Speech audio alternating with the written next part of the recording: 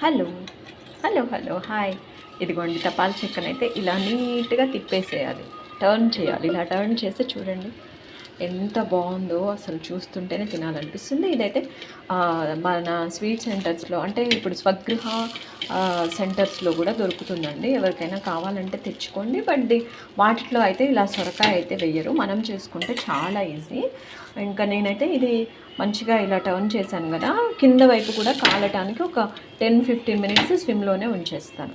అలా ఉంచేస్తే ఏమవుతుందంటే మనకు రెండో సైడ్ కూడా కాలుతుంది. కావాలంటే కిందకి ఆయిల్ కావాలంటే వేసుకోవచ్చు, లేకపోతే లేదు. స్మెల్ మాత్రం సూపర్గా వస్తుంది. నువ్వులు కూడా వేసాం కాబట్టి కాల్షియం ఉంటుంది, చాలా మంచిది. పల్లీలు కూడా వేసాను. ఒక పని చేస్తుంటే ఇంకో పని మర్చిపోవడం ఎవరికైనా అలవాటు ఉందా? నాకైతే అలాంటి అలవాట్లు చాలా ఉన్నాయి. నేనైతే ఇంకా సొరకాయ పులుసు ఫినిష్ చేసేసాను. ఉప్పు కారం కొంచెం మెంతి పొడి వేసుకోండి ఎప్పుడైనా పులుసు చేసుకునేటప్పుడు, ఓకేనా?